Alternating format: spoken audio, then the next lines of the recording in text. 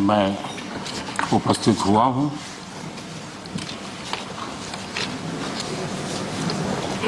आदरणीय राष्ट्रपति जी ने अपने भाषण में आत्मनिर्भर भारत को लेकर के और आकांक्षी भारत को लेकर के गत दिनों के जो प्रयास हैं उसके संबंध में विस्तार से बात कही है। मैं सभी आदरणीय सदस्यों का बहुत आभार व्यक्त करता हूं जिन्होंने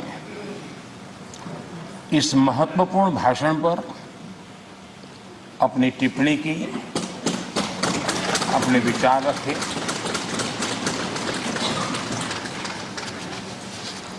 आदरणीय अध्यक्ष जी, मैं अपनी बात बताने से पहले कल जो घटना घटी उसके लिए दो शब्द जरूर कहना चाहूंगा। देश ने आदरणीय लता दीदी को खो दिया। इतने लंबे काल तक जिनकी आवाज ने देश को मोहित किया, देश को प्रेरित भी किया, देश को भावनाओं से भर दिया और एक अहर्निश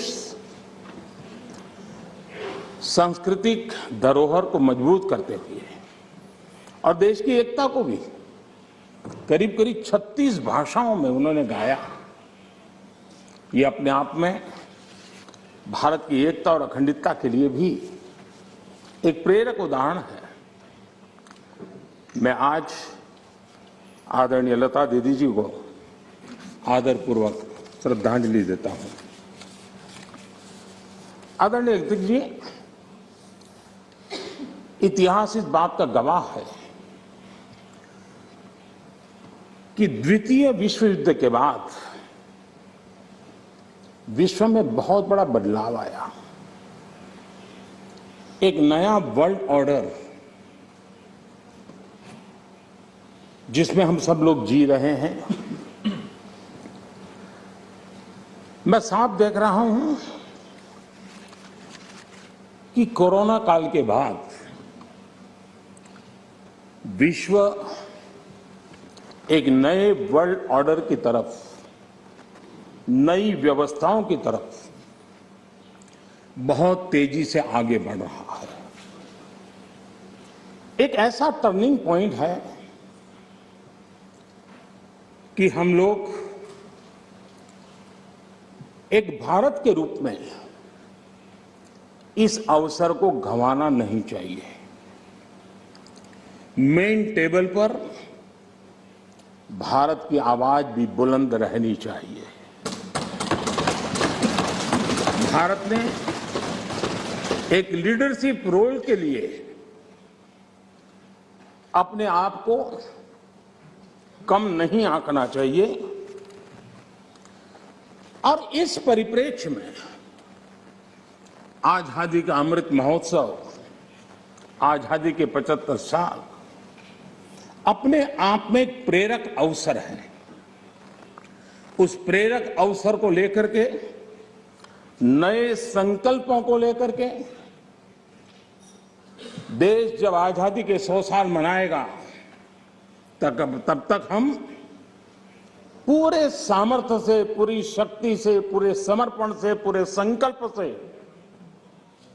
देश को उस जगह पर लेके पहुंचेंगे। ये संकल्प का समय है। आदरणीय अध्यक्ष जी, बीते वर्षों में देश ने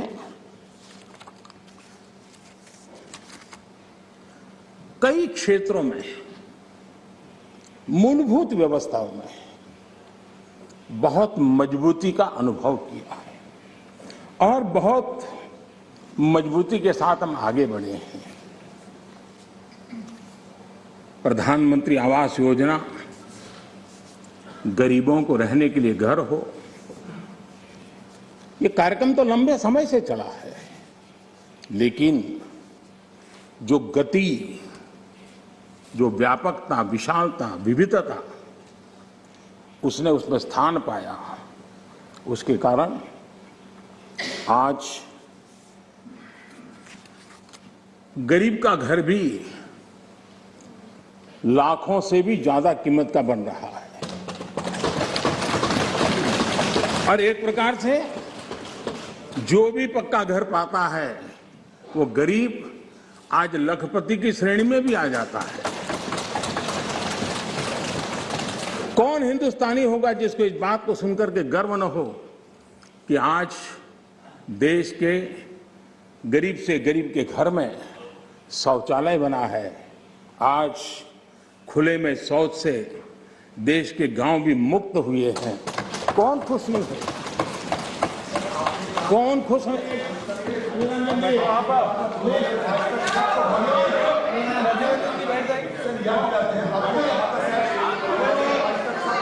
ठीक नहीं है।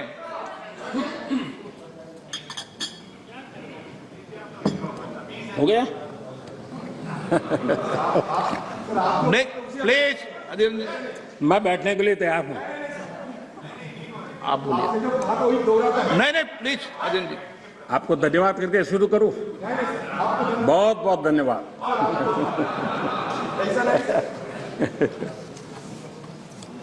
आपका प्यार अजरा अमर रहे।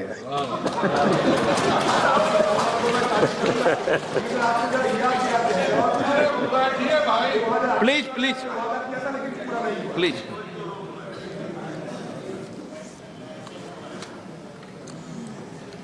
आजादी के इतने सालों के बाद गरीब के घर में भी जब रोशनी होती है तो उसकी खुशियां देश की खुशियों को ताकत देती हैं।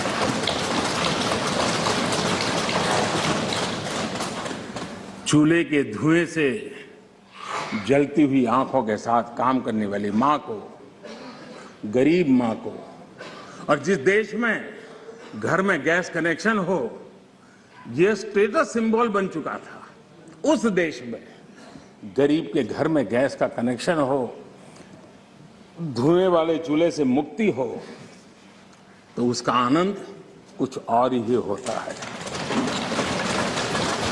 हमारी माताएं बहनें उनका पूरा प्लीज दादा प्लीज बैठिए। आपको मैंने पर्याप्त मौका दिया, तरीका ठीक नहीं है।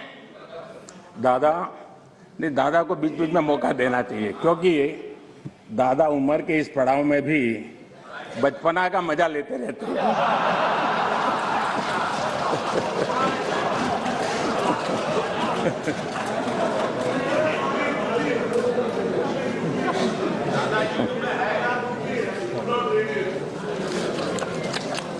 आज गरीब का बैंक में अपना खाता हो, आज बैंक जहाँ गए बिना गरीब भी अपने टेलीफोन से बैंक के खाते का उपयोग करता हो,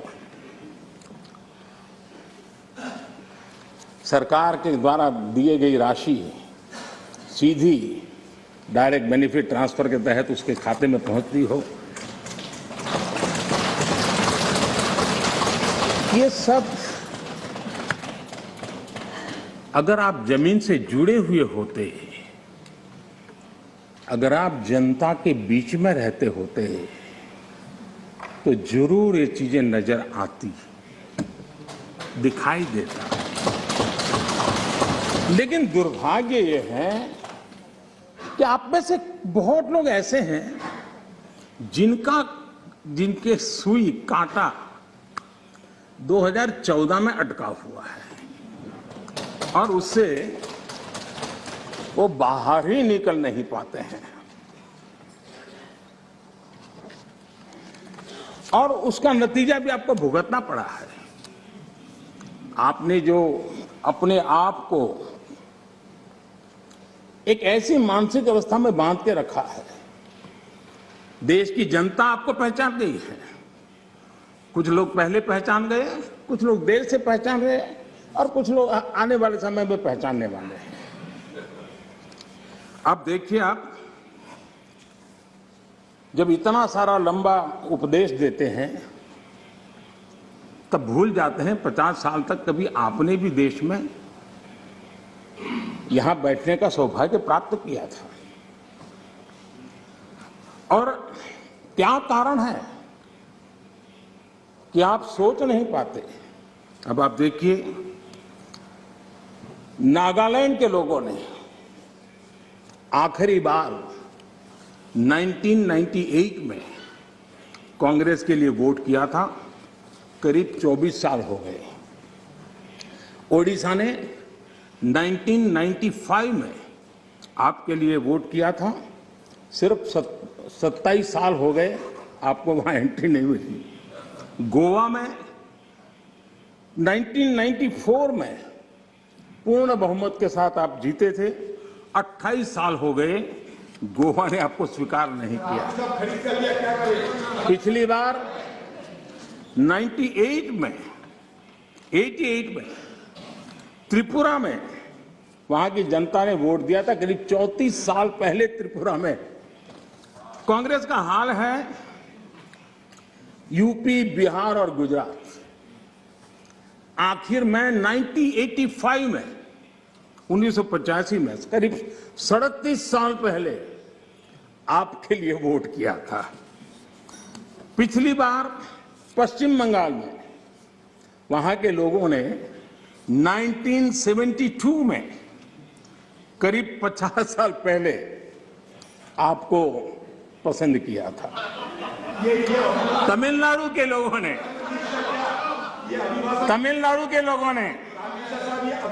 प्लीज तमिलनाडु, मैं इसके लिए सहमत हूं। कागज लेके बाद में बोल लेना। अगर आप उस मर्यादा का पालन करते और इस जगह का उपयोग न करते, और बड़ा दुर्भाग्य है देश का कि सदन जैसी पवित्र जगह देश के लिए काम आनी चाहिए, उसको दल के लिए काम में लेने का जो प्रयास हो रहा है, और उसके कारण जवाब देना हमारी मजबूरी बन जाती है। जवाब देना हमारी मजबूरी बन जाती है।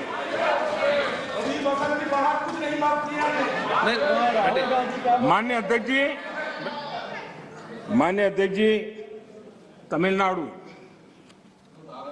आखिर में 1962 में, यानी करीब 60 साल पहले आपको मौका मिला था। तेलंगाना बनाने का श्रेय लेते हैं, लेकिन तेलंगाना बनने के बाद भी वहां की जनता ने आपको स्वीकार नहीं किया। झारखंड का जन्म हुआ,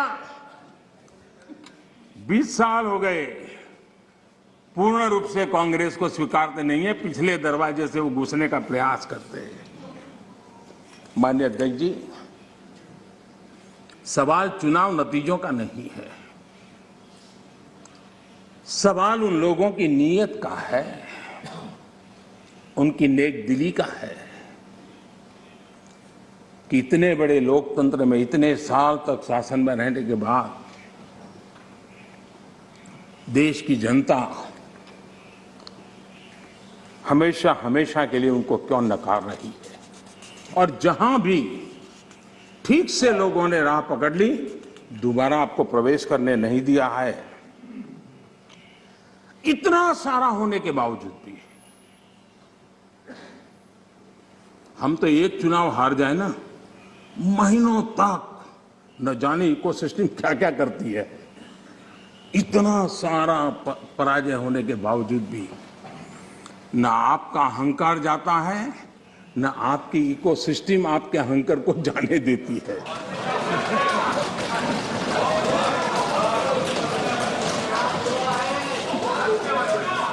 रहिए। इस बार अधीर रंजन जी बहुत सारे शेर सुना रहे थे। चलिए मौका मैं भी ले लूं। और जब अहंकार की बात मैं कर रहा हूं तब तो मुझे कहना ही पड़ेगा, वो जब दिन को रात कहें तो तुरंत मान जाओ, वो जब दिन को रात कहें तो तुरंत मान जाओ, नहीं मानोगे तो वो दिन में नकाब ओढ़ लेंगे। जरूरत हुई, जरूरत हुई प्लीज,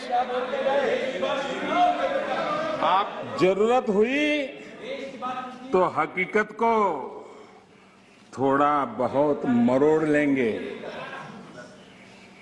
वो मगरूर है, खुद की समझ पर बेइंतहा। उन्हें आईना मत दिखाओ, इन्हें आईना मत दिखाओ, वो आईने को भी तोड़ देंगे।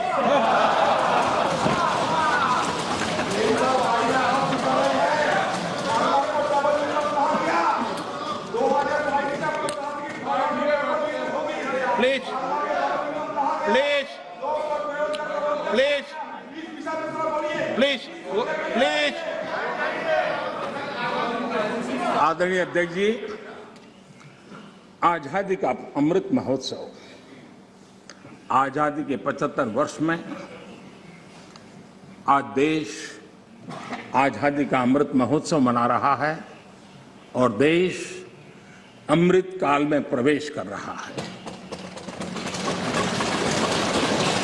आजादी की इस लड़ाई में जिन जिन लोगों ने योगदान किया, वो किसी दल के थे या नहीं थे, इन सब से परे उठ करके देश के लिए जीने मरने वाले लोग, देश के लिए जवानी खपाने वाले लोग, ये हर किसी को स्मरण करने का, पुण्य स्मरण करने का अवसर है और उनके सपनों को याद करते हुए कुछ संकल्प लेने का अवसर है। आदरणीय अध्यक्ष जी, हम सब संस्कार से, स्वभाव से, व्यवस्था से लोकतंत्र के प्रतिबद्ध लोग हैं और आज से नहीं, सदियों से हैं। लेकिन ये भी सही है, आलोचना ये जीवंत लोकतंत्र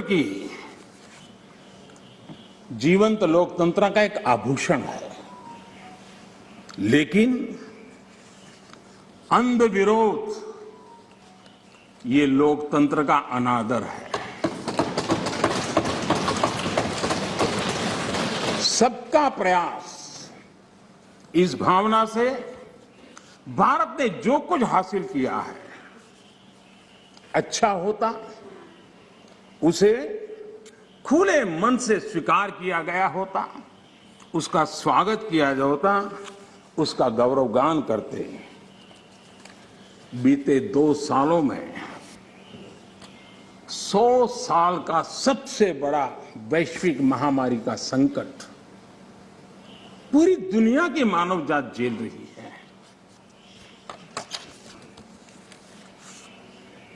जिन्होंने भारत के अतीत के आधार पर ही भारत को समझने का प्रयास किया, उनको तो आशंका थी, इतना बड़ा विशाल देश, इतनी बड़ी आबादी, इतनी विविधता, ये आदतें, ये स्वभाव, शायद ये भारत इतनी बड़ी लड़ाई नहीं लड़ पाएगा, भारत अपने आप को बचा नहीं पाएगा, यही उनकी सोच थी। लेकिन आज स्थिति क्या है? मेड इन इंडिया कोविड टीके, कोविड वैक्सीन दुनिया में सबसे प्रभावी है। आज भारत 100% पहली डोज इस लक्ष्य को के निकट करीब पहुंच रहा है और लगभग 80% सेकंड डोज उसका पड़ाव भी पूरा कर लिया है।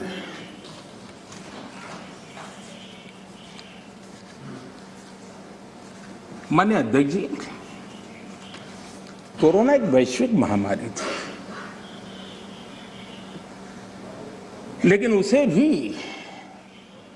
दलगत राजनीति के लिए उपयोग में लाया जाए, क्या ये मानवता के लिए अच्छा है? भारत जैसे, आपको मैं मौका दूं, प्लीज प्लीज।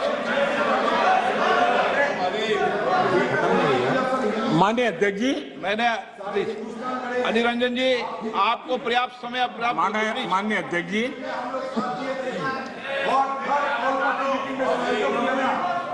Please please. माननीय अध्यक्ष जी, मैंने तो किसी का नाम नहीं दिया।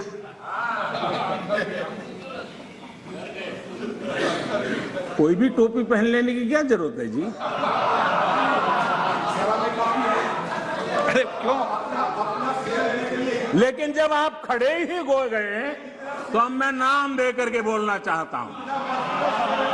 अब आप खड़े ही हो गए हैं तो मैं नाम दे करके बोलना चाहता हूं। इस कोरोना काल में कांग्रेस ने तो हद कर दी।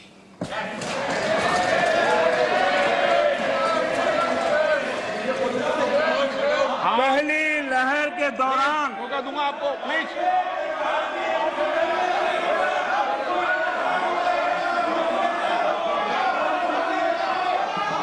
देखिए माननीय सदस्य, प्लीज बैठिए, ये तरीका ठीक नहीं है।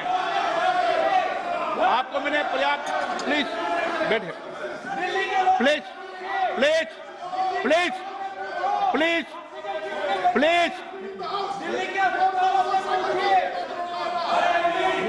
माननीय अध्यक्ष जी, अभी तो मैंने सिर्फ इतना का हद कर दी। प्लीज। पहली लहर के दौरान आपको मैंने देश जब पर्याप्त अवसर दिया था। लॉकडाउन का पालन कर रहा था, जब WHO दुनिया भर के लोगों को सलाह देता था, सारे हेल्थ एक्सपर्ट कह रहे थे कि जो जहां है वहीं पर रुके। सारी दुनिया में यह संदेश दिया जाता था, क्योंकि मनुष्य जहां जाएगा, अगर वो कोरोना से संक्रमित है तो कोरोना साथ ले जाएगा। तब कांग्रेस के लोगों ने क्या किया? मुंबई के रेलवे स्टेशन पर खड़े रह करके मुंबई छोड़कर जाने के लिए प्रोत्साहित करने के लिए मुंबई में श्रमिकों को टिकट दिया गया, मुफ्त में टिकट दिया गया, लोगों को प्रेरित किया गया कि जाओ महाराष्ट्र में हमारे पर जो बोझ है वो जरा कम हो, और जाओ तुम उत्तर प्रदेश के हो, तुम बिहार के हो, जाओ वहां कोरोना फैलाओ। आपने ये बहुत बड़ा पाप किया, अफरा तफरी का माहौल खड़ा कर दिया। आपने हमारे श्रमिक भाइयों बहनों को अनेक परेशानियों में धकेल दिया। और माननीय अध्यक्ष जी, उस समय दिल्ली में ऐसी सरकार थी जो है, उस सरकार ने तो जीप पर माइक बांध करके दिल्ली की झुग्गी झोपड़ी में गाड़ी घुमा करके लोगों को कहा संकट बड़ा है, भागो, गांव जाओ, घर जाओ, और दिल्ली से जाने के लिए बसें दी, आधे रास्ते छोड़ दिया और श्रमिकों को लिए अनेक मुसीबतें पैदा की। और उसका कारण हुआ कि यूपी में, उत्तराखंड में, पंजाब में जिस कोरोना की इतनी गति नहीं थी, इतनी तीव्रता नहीं थी, इस पाप के कारण कोरोना ने वहां भी अपनी लपेट में ले लिया। माननीय अध्यक्ष जी, ये कैसी राजनीति है? मानव जात पर संकट के समय ये कैसी राजनीति है? ये दलगत राजनीति कब तक चलेगी? आदरणीय अध्यक्ष जी, कांग्रेस के इस आचरण से सिर्फ मैं ही नहीं, पूरा देश अचंभित है। 2 साल से देश 100 साल के सबसे बड़े संकट से मुकाबला जूझ कर रहा है। कुछ लोगों ने जिस प्रकार का व्यवहार किया, देश उससे सोच में पड़ गया है। क्या ये देश आपका नहीं है? क्या ये देश के लोग आपके नहीं हैं? क्या उनके सुख दुख आपके नहीं हैं?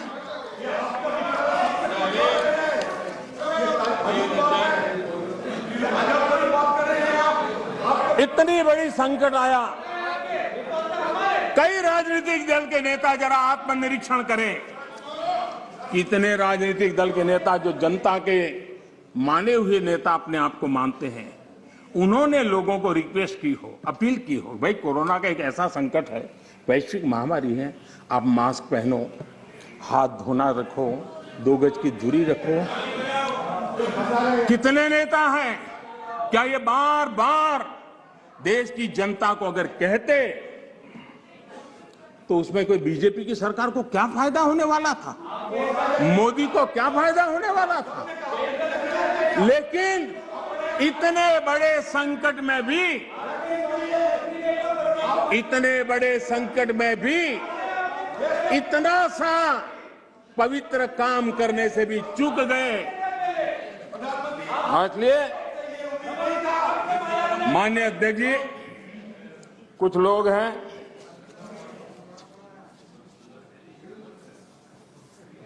उनको ये इंतजार था कि कोरोना वायरस मोदी की छवि को चपेट में ले लेगा। बहुत इंतजार किया और कोरोना ने भी आपके धैर्य की बड़ी कसौटी की है। आए दिन आप लोग औरों को नीचा दिखाने के लिए महात्मा गांधी का नाम लेते हैं। महात्मा गांधी की स्वदेशी की बात, इसको बार बार दोहराने में हमें कौन रोकता है? अगर मोदी वोकल फॉर लोकल कहता है, मोदी ने कहा इसलिए शब्दों को छोड़ दो भाई, लेकिन क्या आप नहीं चाहते हैं देश आत्मनिर्भर बने? जिस महात्मा गांधी के आदर्शों की बात करते हैं, तब भारत में इस अभियान को ताकत देने में, जुड़ने में आपका क्या जाता था?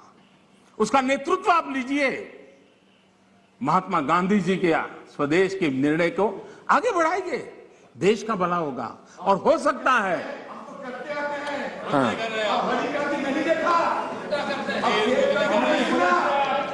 आप महात्मा गांधी के सपनों को सच होते देखना नहीं चाहते। माननीय अध्यक्ष जी, आज पूरी दुनिया योग के लिए, एक प्रकार से कोरोना में तो योग ने दुनिया भर में जगह बना ली। दुनिया भर में कौन हिंदुस्तानी होगा जिसको योग के लिए गर्व ना हो?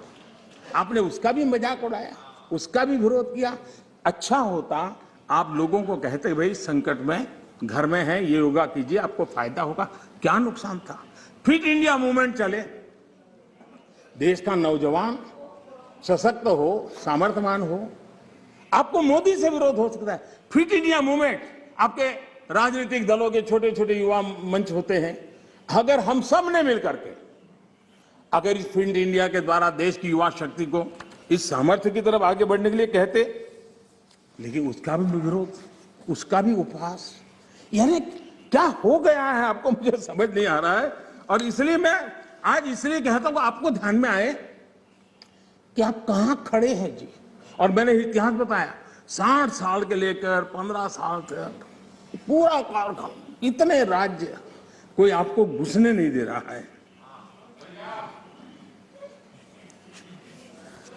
माननीय अध्यक्ष जी, कभी कभी मैं ये विशेष बहुत प्यार से कह रहा हूं, नाराज मत हो जाना।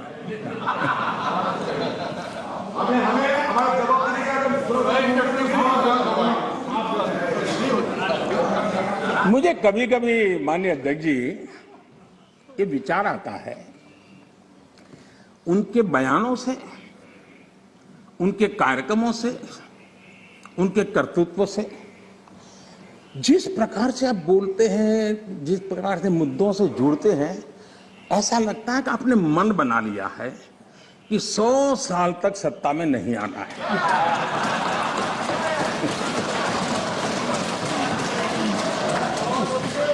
कोई ऐसा नहीं करता जी। थोड़ी सी भी आशा होती, थोड़ा सा भी लगता हाँ यार देश की जनता फिर से फुलहार करेगी, तो ऐसा नहीं करते। और इसलिए खैर अब आपने ही तय कर लिया है 100 साल के लिए, तो फिर मैंने भी तैयारी कर ली है।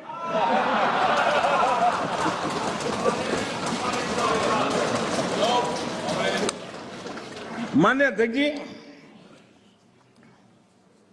ये सदन इस बात का साक्षी है कि कोरोना वैश्विक महामारी से जो बनी स्थितियां, जो स्थितियां उत्पन्न हुई, उसको निपटने के लिए भारत ने जो भी रणनीति बनाई,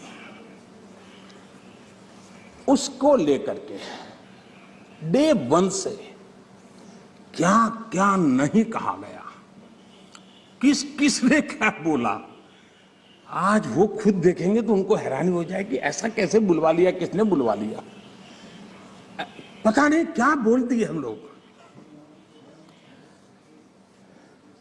दुनिया के और लोगों से बड़ी बड़ी कॉन्फ्रेंस कर गए, ऐसी बातें बुलवाई गई ताकि पूरे विश्व में भारत बदनाम हो।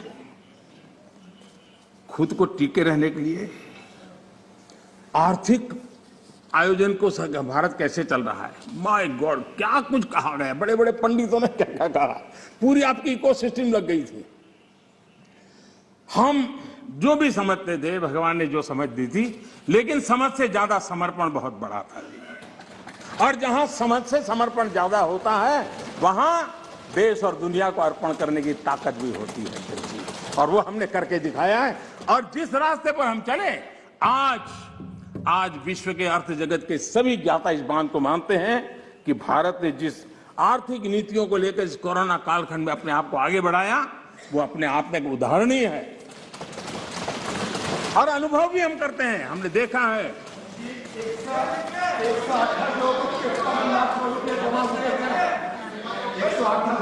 माननीय जी, भारत आज दुनिया की, माननीय अध्यक्ष जी, भारत आज दुनिया की जो बड़ी इकोनॉमीज है, उसमें सबसे तेजी से विकसित हो रही बड़ी अर्थव्यवस्था है।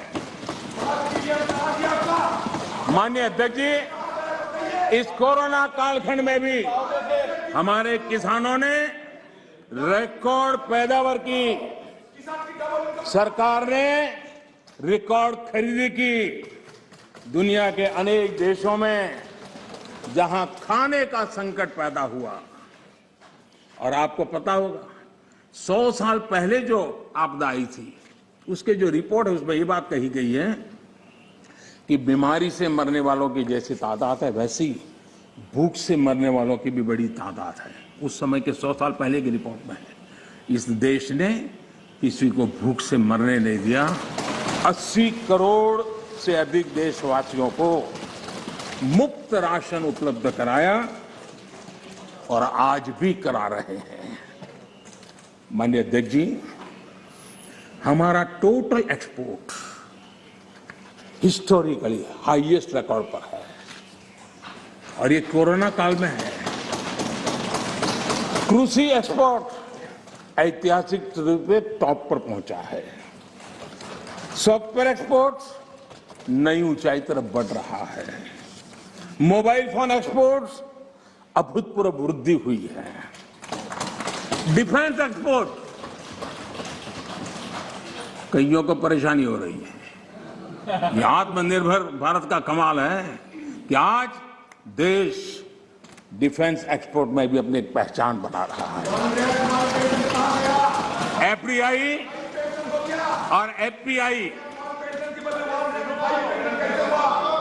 माननीय अध्यक्ष जी, चीन के साथ हमारा सदस्य, माननीय सदस्य, एक मिनट,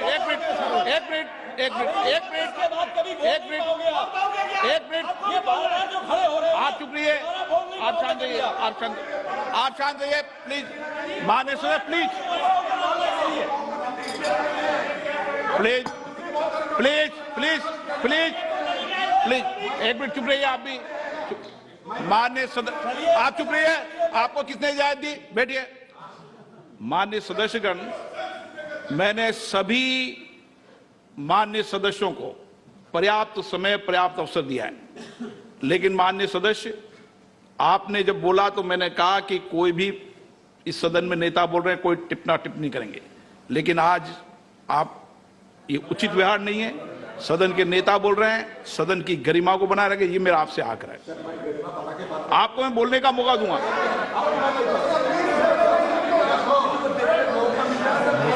ठीक है, आप बैठिए, आपको मौका नहीं दिया मैंने। माननीय प्रधानमंत्री प्लीज, माननीय दादा आपको मौका नहीं।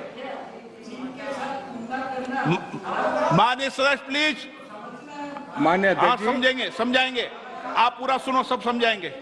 सदन में थोड़ी बहुत टोका टोकी तो आवश्यक होती है, जरा गर्मी रहती है, लेकिन जब सीमा के बाहर जाता है तो जरा लगता है कि हमारे साथी ऐसे हैं। माननीय अध्यक्ष जी, उनकी पार्टी के एक एमपी ने चर्चा की शुरुआत की थी और यहां से कुछ छोटा मोटा नोकझोंक चल रहा था और मैं मेरे कमरे से स्क्रीन पे देख रहा था कि हमारे मंत्री प्रहलाद जी पीछे गए, सबको रोका और वहां से चैलेंज आई कि अगर हमें रोकोगे तो तुम्हारे नेता का ये हाल करेंगे। क्या इसी का ये हो रहा है क्या? माननीय अध्यक्ष जी, माननीय अध्यक्ष जी,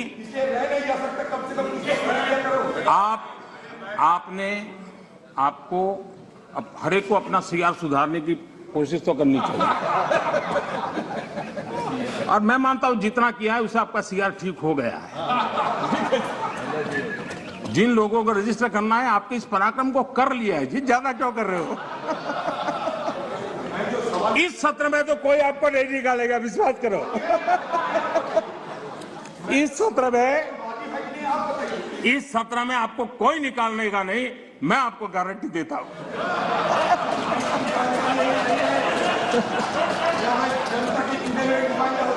ठीक है, इस जगह से अरे वे ऐसे ही बच गए हो।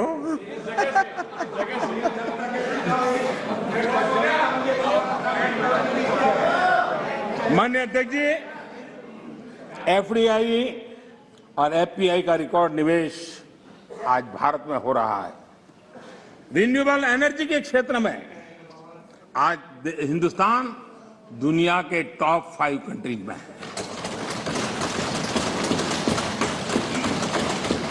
माननीय अध्यक्ष जी, ये सब इसलिए संभव हुआ है कि कोरोना काल में इतना बड़ा संकट सामने होने के बावजूद भी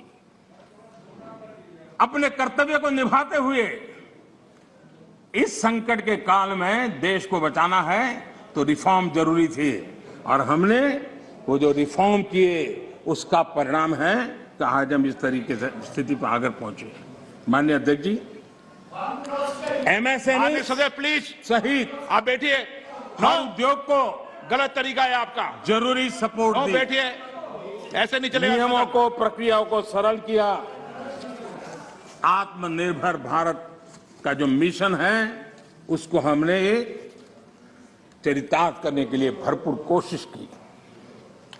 ये सारी उपलब्धियां ऐसे हालत में देश ने हासिल की हैं जब अंतर्राष्ट्रीय स्तर पर आर्थिक जगत में बहुत बड़ी उथल पाथल आज भी चल रही है। सप्लाई चेन पूरी तरह चरमरा गई है। लॉजिस्टिक सपोर्ट में अनेक संकट पैदा हुए हैं। दुनिया में सप्लाई चेन की वजह से केमिकल फर्टिलाइजर पर कितना बड़ा संकट आया है और भारत आयात करने पर डिपेंडेंट है। कितना बड़ा आर्थिक बोझ देश पर आया है। पूरी विश्व में हालत पैदा हुई है, लेकिन भारत ने किसानों को इस पीड़ा झेलने के लिए मजबूर नहीं किया।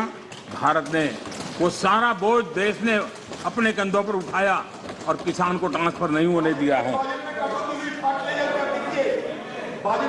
भारत ने फर्टिलाइजर की सप्लाई को भी निरंतर जारी रखा है। कोरोना के संकट काल में भारत ने अपनी खेती को, अपने छोटे किसानों को संकट से बाहर निकालने के लिए बड़े फैसले लिए। मैं कभी कभी सोचता हूं, जो लोग जड़ों से कटे हुए लोग हैं, 2-2, 4-4 पीढ़ी से महलों में बैठने की आदत हो गई है, वो देश के छोटे किसानों की क्या समस्या है वो समझ ही नहीं पाए। उनके अगल बगल में जिन किसानों की उनकी पहुंच थी, उससे आगे देख नहीं पाए हैं। और मैं कभी ऐसे लोगों को पूछना चाहता हूं कि छोटे किसानों के प्रति आपकी इतनी नफरत क्यों है? क्या आप छोटे किसानों के कल्याण के लिए आप रोड़े अटकाते रहते हो? छोटे किसानों को इस संकट में डालते हो। माननीय अध्यक्ष जी, अगर गरीबी से मुक्ति चाहिए तो हमें हमारे छोटे किसानों को मजबूत बनाना होगा। ग्रामीण अर्थव्यवस्था को मजबूत बनाना है तो हमारे छोटे किसानों को मजबूत बनाना होगा। अगर हमारा छोटा किसान मजबूत होता है, छोटी सी जमीन होगी, 2 हेक्टेयर की भूमि होगी, तो भी उसको आधुनिक करने का वो प्रयास करेगा, नया सीखने का प्रयास करेगा, और उसकी ताकत आएगी तो देश की अर्थरचना को भी ताकत मिलेगी। और इसलिए आधुनिकता के लिए छोटे किसानों की तरफ ध्यान देने का हमारा प्रयास है। लेकिन छोटे किसानों के प्रति जिन लोगों के मन में नफरत है, जिन्होंने छोटे किसानों के दुख दर्द नहीं जाना है, उनको किसानों के नाम पर अपनी राजनीति करने का कोई हक नहीं बनता है। माननीय अध्यक्ष जी, इस बात को हमें समझना होगा। सैकड़ों वर्षों का गुलामी कालखंड, उसकी जो मानसिकता है, वो आजादी के 75 साल के बाद भी कुछ लोग बदल नहीं पाए। ये गुलामी की मानसिकता किसी भी राष्ट्र की प्रगति के लिए बहुत बड़ा संकट होती है। लेकिन माननीय अध्यक्ष जी, आज देश का मैं एक चित्र देखता हूं। एक ऐसा समुदाय, एक ऐसा वर्ग है, आज भी वो गुलामी की मानसिकता में जीता है। आज भी 19वीं सदी के काम, उस सोच, उसी में जकड़ा हुआ है। और 20वीं सदी के जो कानून है, वही कानून उसको कानून लगते हैं। माननीय अध्यक्ष जी, गुलामी की मानसिकता, इन 19वीं सदी का रहन सहन, 20वीं सदी के कानून 21वीं सदी की आकांक्षाएं पूरी नहीं कर सकते। 21वीं सदी के अनुकूल हमें बदलाव बहुत जरूरी है। माननीय अध्यक्ष जी, जिस बदलाव को हमने अस्वीकार किया, उसका परिणाम क्या है? फ्रेट कॉरिडोर, इतने मनोमंथन के बाद, कई वर्षों तक उसके बाद योजना बनी, 2006 में प्लानिंग, 2006 से 2014 तक का उसका हाल देखिए। 2014 के बाद उसकी तेजी आई। यूपी में सरयू नहर परियोजना 70 के दशक में शुरू हुई, 70 दशक में, और उसकी लागत 100 गुना बढ़ गई। हमारे आने के बाद हमने उस काम को पूरा किया। ये कैसी सोच है, क्या तरीके हैं? यूपी का अर्जुन डैम परियोजना 2009 में शुरू हुई, 2017 तक 1/3 खर्चा हुआ। हमने इतने कम समय में इसको पूर्ण कर दिया। अगर कांग्रेस के पास इतनी सत्ता थी, इतने सालों तक सत्ता थी, तो 4 धाम को वो ऑल वेदर सड़कों में परिवर्तित कर सकते थे, जोड़ सकते थे, लेकिन नहीं किया। वाटरवे, सारी दुनिया वाटरवे का समर्थन है। हमारा ही देश था कि हमने वाटरवे को नकार दिया। आज हमारी सरकार को वाटरवे पे काम करना रहा है। पुराने अप्रोच से गोरखपुर के कारखाना बंद होता था, हमारे अप्रोच से गोरखपुर का फर्टिलाइजर का कारखाना शुरू होता है। माननीय अध्यक्ष जी, ये लोग ऐसे हैं जो जमीन से कटे हुए हैं, उसके कारण उनके लिए फाइल की मूवमेंट, फाइल में सिग्नेचर करके कौन अगला मुलाकाती आएगा उसी के इंतजार में जो रहते हैं। आपके लिए फाइल सब कुछ है, हमारे लिए 130 करोड़ देशवासियों का लाइफ महत्वपूर्ण है। आप फाइल में खोए रहे, हम लाइफ बदलने के लिए जी जान से जुटे हुए लोग। आज उसी का परिणाम है प्रधानमंत्री गति शक्ति मास्टर प्लान। एक होलिस्टिक अप्रोच, टुकड़ों में नहीं। एक आधा काम वहां आ रहा है, रोड बन रहा है, फिर बिजली वाला आकर के खुदाई करता है, वो ठीक होता है, फिर पानी वाला आकर के खुदाई करता है। उस सारी समस्याओं से बाहर आकर के हमने डिस्ट्रिक्ट लेवल तक गति शक्ति मास्टर प्लान की दिशा में हम काम कर रहे हैं। उसी प्रकार से हमारा देश की विशेषता को देखते हुए मल्टी मॉडल ट्रांसपोर्ट सिस्टम, उस पर हम बड़ा जोर दे रहे हैं और कनेक्टिविटी पर इसके का आधार पर हम जोर दे रहे हैं। आजादी के बाद सबसे तेज गति से ग्रामीण सड़कें कहीं बन रही है तो इस 5 साल के कालखंड में बनी है माननीय अध्यक्ष जी। नेशनल हाईवे बन रहे हैं, रेलवे लाइनों का बिजलीकरण हो रहा है। आज देश नए एयरपोर्ट्स, हेलीपोर्ट्स और वाटरड्रोम का नेटवर्क खड़ा कर रहा है। देश के 6 लाख से अधिक गांवों में ऑप्टिकल फाइबर नेटवर्क के लिए काम चल रहा है। माननीय अध्यक्ष जी, ये सारे काम ऐसे हैं जो रोजगार देते हैं। ज्यादा से ज्यादा रोजगार इन्हीं कामों से मिलता है। आधुनिक इंफ्रास्ट्रक्चर आज देश की आवश्यकता है और अभूतपूर्व निवेश भी हो रहा है और उसी से रोजगार भी बढ़ना है, विकास भी बढ़ना है और विकास की गति भी बढ़ना है और इसलिए आज देश उस दिशा में काम कर रहा है। माननीय अध्यक्ष जी, जितनी ज्यादा अर्थव्यवस्था ग्रो करेगी उतने ही रोजगार के अवसर पैदा होंगे और इसी लक्ष्य को लेकर के पिछले 7 साल से हमने इन चीजों पर फोकस किया है और उसका परिणाम है हमारा आत्मनिर्भर भारत अभियान। मैन्युफैक्चरिंग हो या सर्विस सेक्टर हो, हर सेक्टर में हमारा उत्पाद बढ़ रहा है, उत्पादन बढ़ रहा है। आत्मनिर्भर भारत अभियान के हम आज ग्लोबल वैल्यू चेन के हिस्से बन रहे हैं। ये अपने आप में भारत के लिए एक अच्छी निशानी है। हमारा बड़ा फोकस एमएसएमई और टेक्सटाइल जैसे लेबर इंसेंटिव सेक्टर्स में है। एमएसएमई की परिभाषा में सुधार, एमएसएमई की परिभाषा में हमने सुधार करके उसको भी नए अवसर दिए हैं। अपने छोटे उद्योगों को सुरक्षित करने के लिए, एमएसएमई के लिए सरकार ने इस कोरोना के विकट कालखंड में 3 लाख करोड़ रुपए की विशेष योजना भी शुरू की है और उसका लाभ हमारे एमएसएमई सेक्टर को मिला है। और इसका बहुत बढ़िया स्टडी एसबीआई ने किया है। एसबीआई का स्टडी कहता है कि 13.5 लाख एमएसएमईज इस योजना के कारण बर्बाद होने से बच गए हैं। एसबीआई का स्टडी कहता है 1.5 करोड़ नौकरियां बची हैं और करीब 14% एमएसएमई लोन्स के कारण एनपीए होने की जो संभावना थी उससे बच गए हैं। माननीय अध्यक्ष जी, जो सदस्य जमीन पर जाते हैं वो इसके प्रभाव को देख सकते हैं।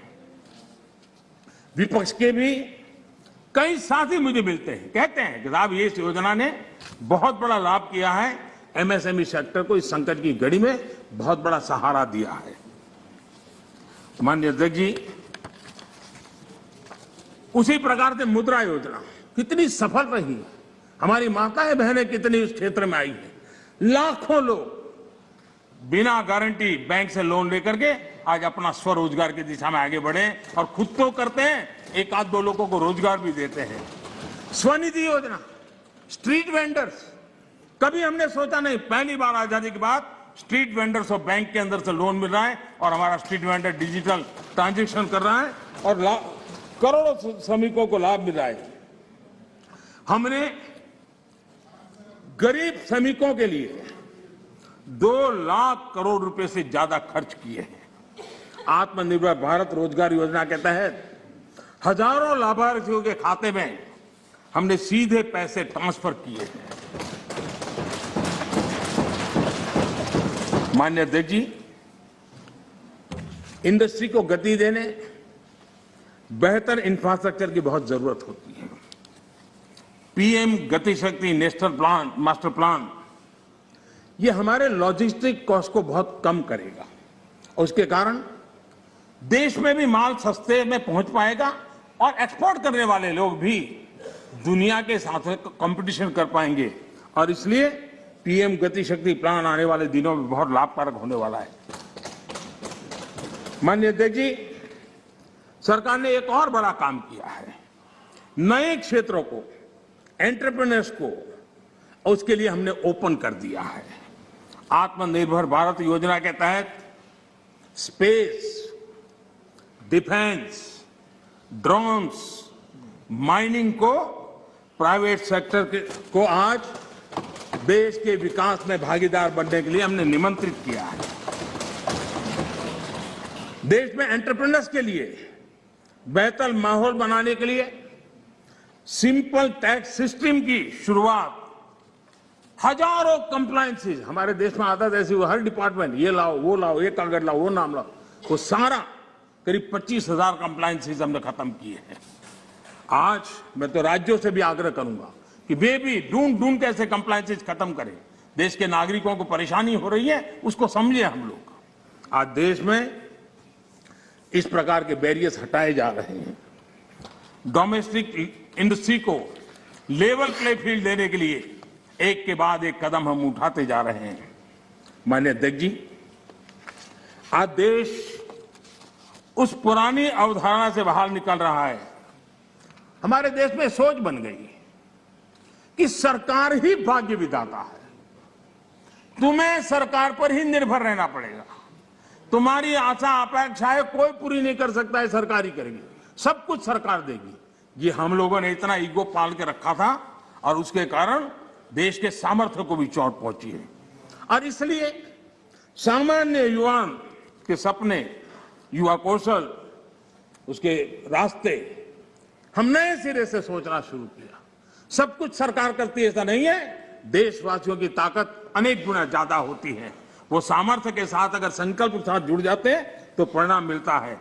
अब देखिए, 2014 के पहले हमारे देश में सिर्फ 500 स्टार्टअप थे। जब अवसर दिया जाता है देश के नौजवानों को तो क्या परिणाम आता है। इन 7 साल में 2014 के पहले 500 स्टार्टअप, इस 7 साल में 60,000 स्टार्टअप इस देश में काम कर रहे हैं। ये मेरे देश के युवाओं की ताकत है और उसमें यूनिकॉर्न बन रहे हैं और एक एक यूनिकॉर्न यानी हजारों करोड़ की उसकी वैल्यू तय हो जाती है। माननीय अध्यक्ष जी, और बहुत ही कम समय में भारत के यूनिकॉर्न सेंचुरी बनाने की दिशा में आगे बढ़ रहे हैं। ये बहुत बड़ा ऐसे हजारों करोड़ की कंपनी बनने में पहले दशकों लग जाते थे। आज हमारे नौजवानों की ताकत है, सरकार की नीतियों के कारण साल 2 साल के अंदर हजारों करोड़ के कारोबार को उनके आसपास वो देख पा रहे हैं। आज माननीय अध्यक्ष जी, हम स्टार्टअप्स, यूनिकॉर्न्स में, इस मामले में दुनिया में टॉप 3 में पहुंच गए हैं। कौन हिंदुस्तानी होगा जिसको गर्व नहीं होगा। लेकिन ऐसे समय इस सरकार का अंत विरोध करने की जिनको आदत लग गई है, सुबह सुबह शुरू हो जाते हैं। और यहां मैंने देखा, हमारे अधीर रंजन जी कह रहे थे, क्या रखा है, मोदी मोदी मोदी मोदी करते रहते हो, है यही कर रहे थे। हाँ, बोले साहब लोग मोदी मोदी मोदी बोल रहे हैं, आप क्यों बोल रहे हैं।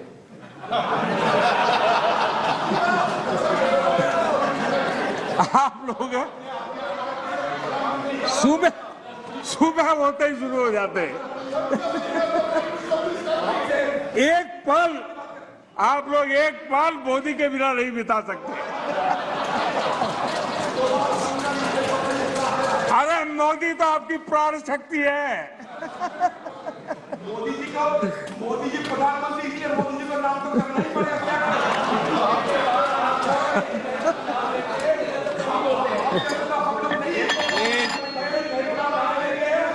एक बोल रहे हैं ना, माननीय अध्यक्ष जी, चलो बैठिए।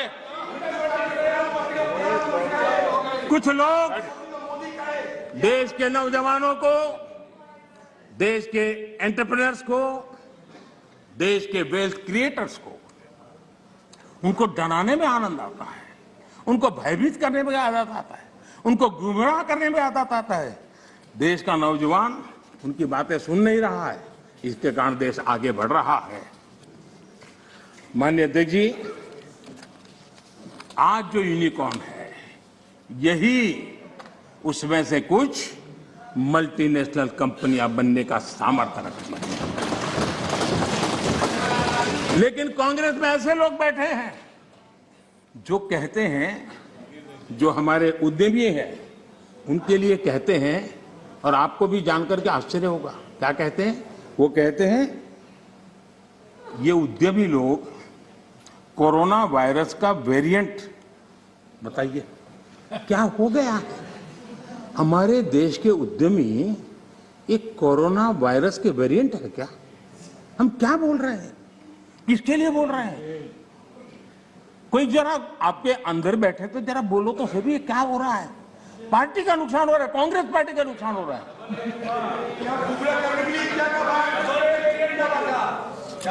माननीय अध्यक्ष जी, जो इतिहास के जो लोग इतिहास से सबक नहीं लेते हैं, वो इतिहास में खो जाते हैं। माननीय अध्यक्ष जी, ये मैं इसलिए कह रहा हूं, जरा 60 से 80 का दायका, 60 से 80 का दायका, उनके सभी प्रमुख लोग उसमें आ जाते हैं जो देश का नेतृत्व करते थे। उस कालखंड की बात कर रहा हूं। 60 से 80 के दशक में क्या नैरेटिव होता था? कांग्रेस के ही सत्ता साथी, कांग्रेस के साथ रहकर के सुख भोगने वाले लोग, ये वही लोग पंडित नेहरू जी की सरकार को और श्रीमती इंदिरा गांधी जी की सरकार को क्या कहते थे? ये तो टाटा बिरला की सरकार है, इस सरकार को तो टाटा बिरला चला रहे हैं। 60 से 80 दशक तक यही बातें बोली जाती थी, नेहरू जी के लिए बोली जाती थी, इंदिरा जी के लिए बोली जाती थी, और आपने उनके साथ भागीदारी की सत्ता में, लेकिन उनकी आदतें भी ले ली, आप भी उसी भाषा को बोल रहे हो। मैं देख रहा हूं आप इतने नीचे गए हो, इतने नीचे गए हो। हां, मुझे लगता है कि आज पंचिंग बैग बदल गया है, लेकिन आपकी आदत नहीं बदली है। मुझे विश्वास है यही लोग सदन में कहने की हिम्मत करते थे, बाहर तो बोलते ही थे, जहां मौका मिले चुप नहीं रहते थे। वो कहते हैं मेक इन इंडिया हो ही नहीं सकता है। बताओ, इसमें आनंद आ रहा है? कोई ऐसा हिंदुस्तान के लिए सोच सकता है क्या कि मेक इन इंडिया हो ही नहीं सकता? अरे भाई, आपको तकलीफ होगी, हम आकर के करेंगे, ठीक है, ऐसा बोलो। देश को क्यों गाली देते हो जी? देश के खिलाफ क्यों बोलते हो? मेक इन इंडिया हो नहीं सकता। मेक इन इंडिया का मजाक उड़ाया गया, और आज देश की युवा शक्ति ने, देश के एंटरप्रेन्योर ने करके दिखाया है। आप मजाक के विषय बन गए हो।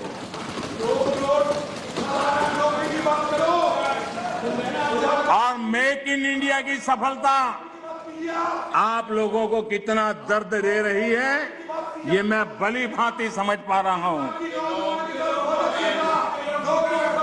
माननीय अध्यक्ष जी, मेक इन इंडिया से कुछ लोगों को तकलीफ इस बात के लिए है क्योंकि मेक इन इंडिया का मतलब है कमीशन के रास्ते बंद, मेक इन इंडिया का मतलब है भ्रष्टाचार के रास्ते बंद, मेक इन इंडिया का मतलब है तिजोरी भरने के रास्ते बंद, और इसलिए मेक इन इंडिया का ही विरोध करो। मोदी की इंडिया होगा, वीरा मोदी को इंडिया होगा। भारत के लोगों के सामर्थ्य को नजरअंदाज करने का पाप, देश के लघु उद्यमियों के सामर्थ्य का अपमान, देश के युवाओं का अपमान, देश की इनोवेटिव क्षमता का अपमान।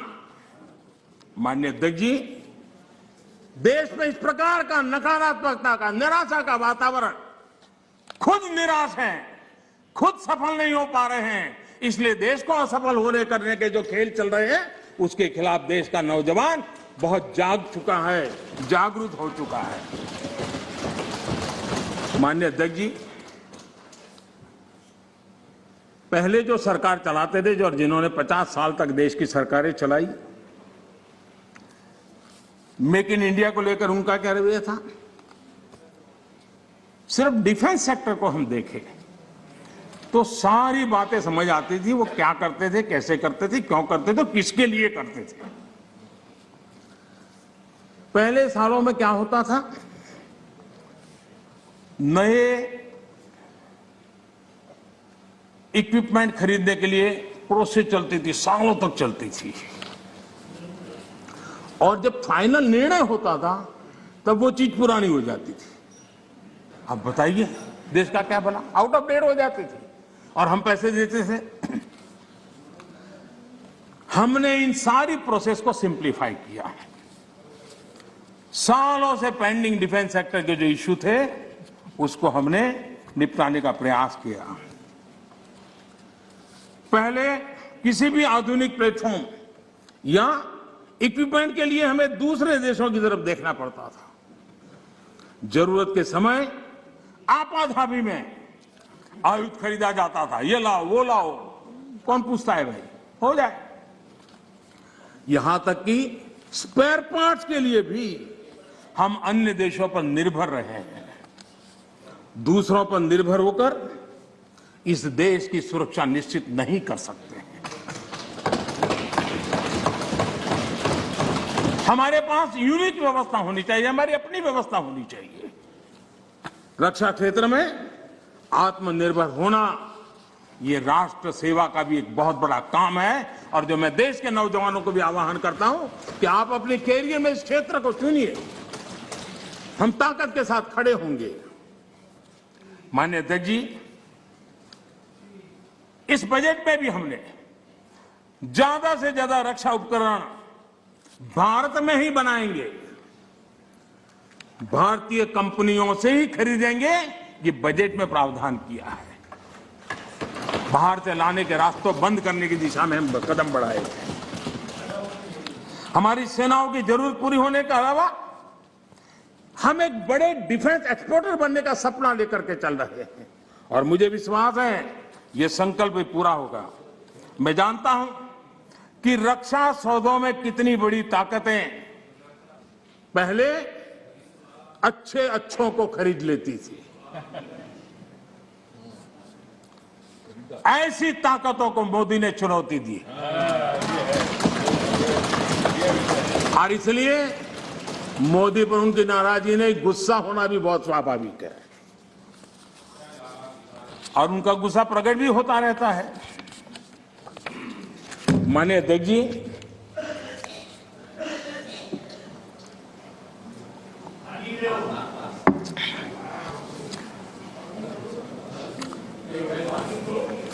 विपक्ष के हमारे कुछ साथियों ने यहां महंगाई का मुद्दा भी उठाया। अच्छा लगता, देश का भी भला होता अगर आपकी ये चिंता तब भी होती जब कांग्रेस के नेतृत्व में यूपीए की सरकार थी। ये दर्द उस समय भी होना चाहिए था।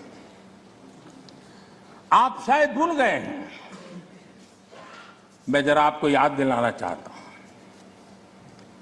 कांग्रेस सरकार के आखिरी 5 सालों में लगभग पूरे कार्यकाल में देश को डबल डिजिट महंगाई की मार झेलनी पड़ी थी। हमारे आने से पहले ये स्थिति थी। कांग्रेस की नीतियां ऐसी थी कि सरकार खुद मानने लगी थी कि महंगाई उसके नियंत्रण से बाहर है। 2011 में तत्कालीन वित्त मंत्री जी ने लोगों से बेशर्मी के साथ कह दिया था कि महंगाई कम करने के लिए किसी अलादीन के जादू की उम्मीद न करें। ये आपके नेताओं की असंवेदनशीलता। हमारे चिदंबरम जी, जो कि इन दिनों इकोनॉमी पर अखबारों में लेख लिखते हैं, जब सरकार में थे तब क्या कहते थे? उस समय के नेता क्या कह रहे थे आपके? वो कहते थे 2012 में उन्होंने कहा था कि लोगों को 15 रुपये की पानी की बोतल और 20 रुपये की आइसक्रीम खरीदने में तकलीफ नहीं होती, लेकिन गेहूं चावल पर 1 रुपया बढ़ जाए तो बर्दाश्त नहीं के होता। ये आपके नेताओं के बयान, यानी महंगाई के प्रति कितना असंवेदनशील रवैया था, ये चिंता का कारण है। माननीय अध्यक्ष जी, महंगाई देश के सामान्य मानवी से सीधा जुड़ा हुआ मुद्दा है और हमारी सरकार ने, एनडीए सरकार ने पहले दिन से सतर्क और संवेदनशील रह करके इस मसले को बारीकाई से हैंडल करने का प्रयास किया है। और इसलिए हमारी सरकार महंगाई नियंत्रण को अपनी वित्तीय पॉलिसी का प्राथमिक लक्ष्य बनाया हमने। माननीय अध्यक्ष जी, 100 साल में आई इतनी बड़ी महामारी के इस कालखंड में भी हमने प्रयास किया कि महंगाई और जरूरी चीजों की कीमत आसमान न छुए। सामान्य मानवी के लिए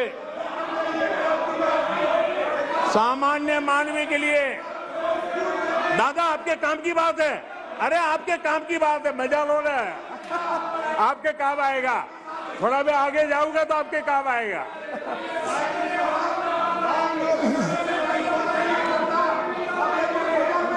माननीय अध्यक्ष जी, महंगाई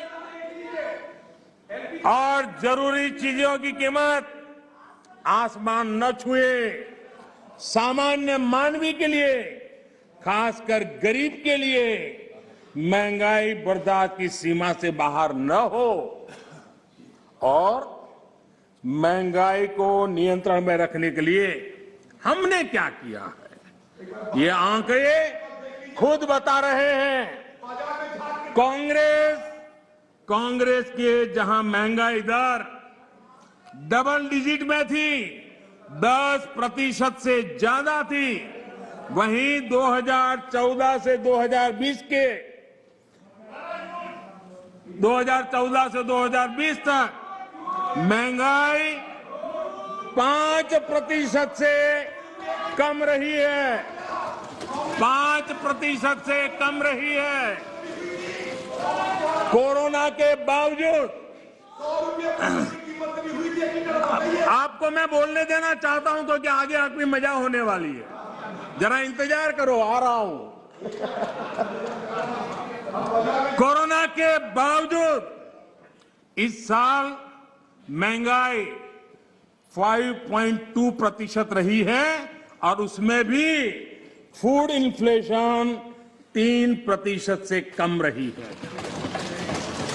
आप अपने समय में वैश्विक परिस्थितियों की दुहाई देकर पल्ला झाड़ लेते थे, वैसे महंगाई पर कांग्रेस के राज में पंडित नेहरू जी ने लाल किले से क्या कहा, वो जरा आपको मैं बताना चाहता हूं। पंडित नेहरू देश के पहले प्रधानमंत्री लाल किले से बोल रहे हैं। देखिए, आपकी इच्छा रहती है ना, मैं पंडित जी का नाम नहीं बोलता हूं, आज मैं बार बार बोलने वाला हूं। आज तो नेहरू जी ही नेहरू जी।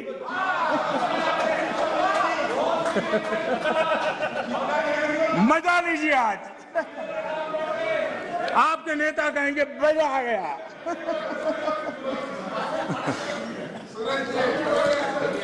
माननीय अध्यक्ष जी, पंडित नेहरू जी ने लाल किले पर से कहा था,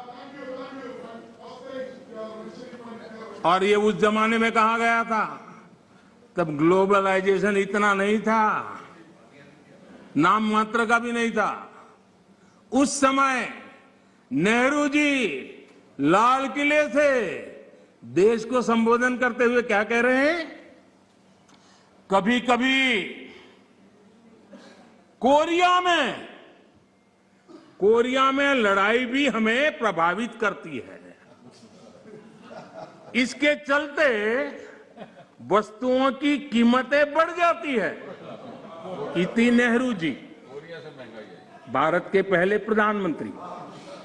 कभी कभी कोरिया में लड़ाई भी हमें प्रभावित करती है, इसके चलते वस्तुओं की कीमतें बढ़ जाती हैं और यह हमारे नियंत्रण से भी बाहर हो जाती है।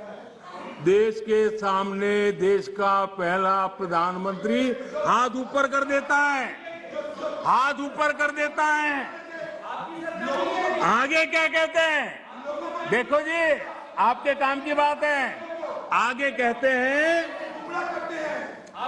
पंडित नेहरू जी आगे कहते हैं,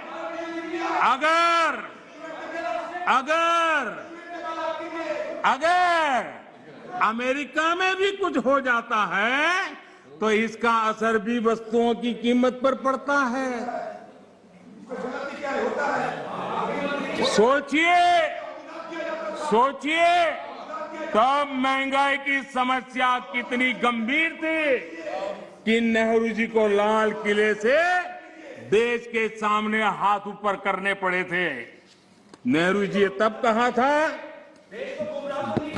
माननीय अध्यक्ष जी, अगर कांग्रेस सरकार 8 सप्ताह में होती, क्या देश का नसीब है?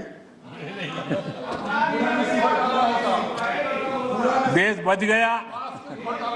लेकिन आज अगर आप होते तो महंगाई कोरोना के खाते में जमा करके झाड़ करके निकल जाते आप लोग।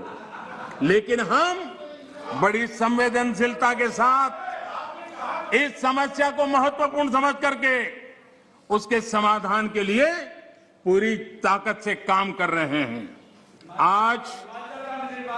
आज दुनिया में अमेरिका और ओईसीडी जैसे देशों में, अमेरिका और ओईसीडी देशों में महंगाई 7% है, करीब 7%।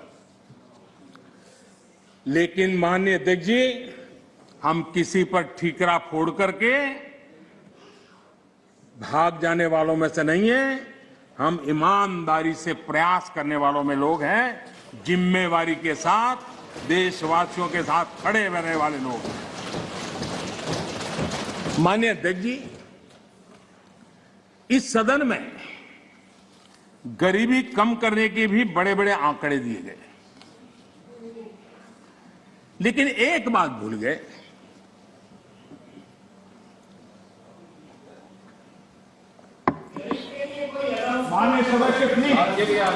इस देश का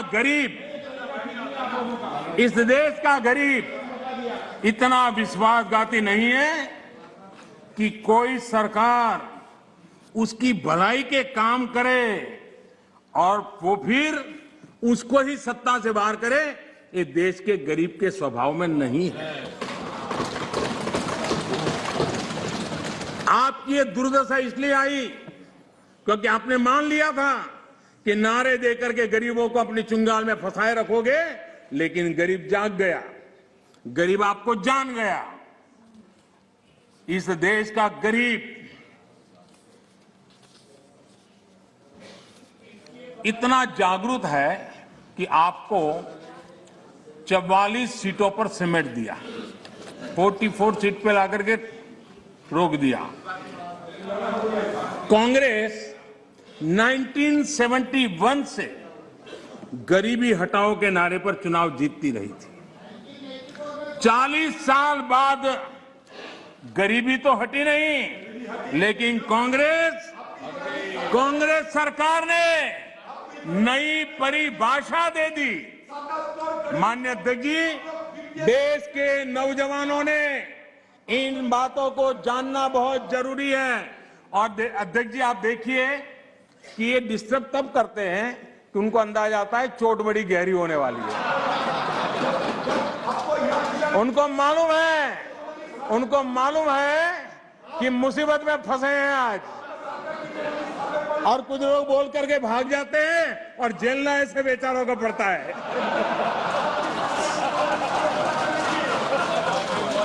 माननीय अध्यक्ष जी, 40 साल बाद कांग्रेस गरीबी तो नहीं हटी, लेकिन गरीबों ने कांग्रेस को हटा दिया। और कांग्रेस ने क्या किया? माननीय अध्यक्ष जी, कांग्रेस ने गरीबी की परिभाषा बदल दी। 2013 में एक ही झटके में उन्होंने कागज पे कमाल करके 17 करोड़ गरीब लोगों को अमीर बना दिया। ये कैसे हुआ, इसकी सच्चाई देश के युवाओं को पता होना चाहिए। मैं आपको उदाहरण देता हूं। आपको मालूम है, हमारे देश में पहले रेलवे में first class, second class, third class होता था। जो फर्स्ट क्लास होता था, एक लाइन लिखी रहती थी दरवाजे के बाजूगल में, सेकंड क्लास में 2 लिखी रहती थी, थर्ड क्लास में 3। इनको लगा ये थर्ड क्लास वाला जरा मैसेज ठीक नहीं है, तो उन्होंने एक लाइन निकाल दी। ये इनके तरीके ऐसे ही हैं, और उनको लगता है कि वो गरीबी हट गई, और उन्होंने सारे उसके बेसिक नॉर्म्स बदल करके कह दिया 17 करोड़ गरीब नहीं गिने जाएंगे। इस प्रकार से आंकड़े बदलने का काम वो करते रहे हैं। माननीय अध्यक्ष जी,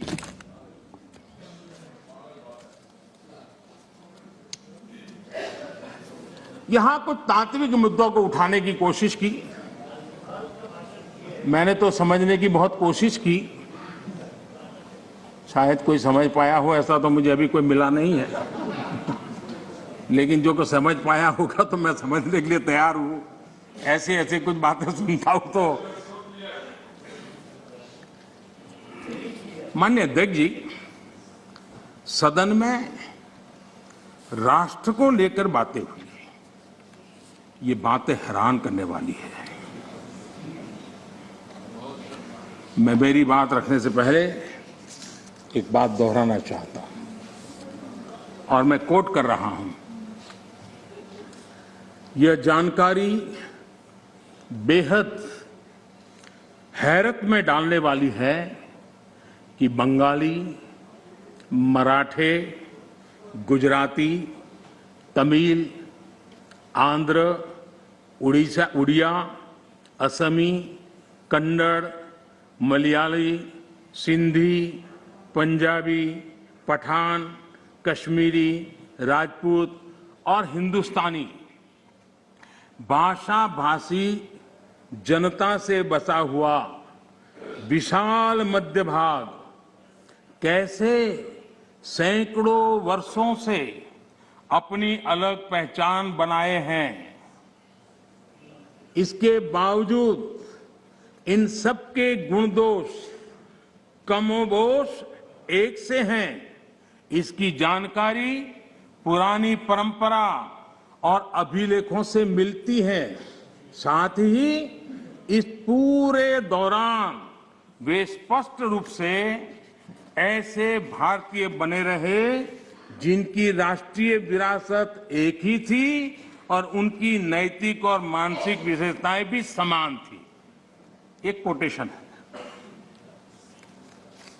अध्यक्ष महोदय, हम भारतीयों की इस विशेषता को बताते हुए इस कोटेशन में दो शब्द गौर करने वाले हैं, राष्ट्रीय विरासत। और ये कोट पंडित नेहरू जी का है। ये बात कही थी नेहरू जी ने, और अपनी किताब भारत की खोज में है। हमारी राष्ट्रीय विरासत एक है, हमारे नैतिक और मानसिक विशेषताएं एक है। क्या बिना राष्ट्र के ये संभव है? इस सदन का ये कहकर भी अपमान किया गया कि हमारे संविधान में राष्ट्र शब्द नहीं आता।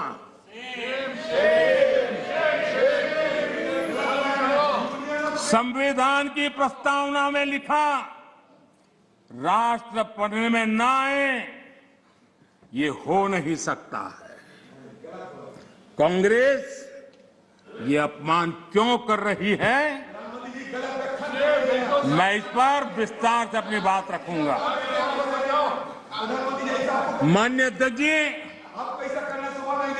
राष्ट्र कोई सत्ता या सरकार की व्यवस्था नहीं है। माननीय अध्यक्ष जी, हमारे लिए राष्ट्र एक जीवित आत्मा है।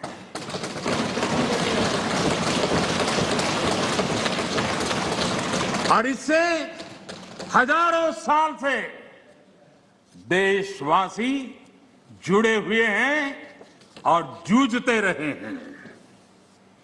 हमारे यहां विष्णु पुराण में कहा गया है, ये किसी भाजपा वाले ने नहीं लिखा है, विष्णु पुराण में कहा गया है, उत्तरम यत् समुद्रस्य हिमाद्रश्चैव दक्षिणम वर्ष तद भारतम नाम भारती यत्र संतति ही। यानी समुद्र के उत्तर में और हिमालय के दक्षिण में जो देश है उसे भारत कहते हैं तथा उनकी संतानों को भारती कहते हैं। विष्णु पुराण का ये श्लोक अगर कांग्रेस के लोगों को स्वीकार्य नहीं है तो मैं एक और कोट इस्तेमाल करूंगा, क्योंकि कुछ चीजों से आपको एलर्जी हो सकती है।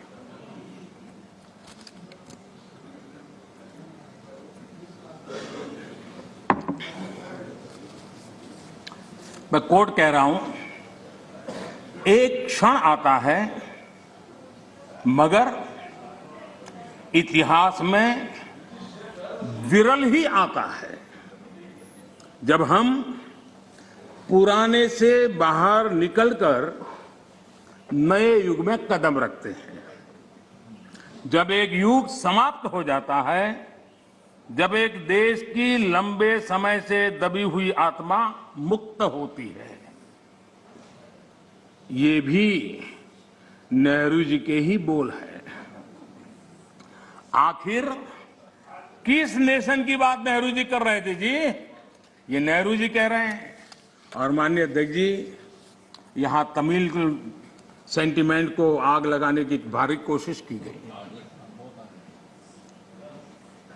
राजनीति के लिए कांग्रेस की जो परंपरा अंग्रेजों के विरासत में आई दिखती है,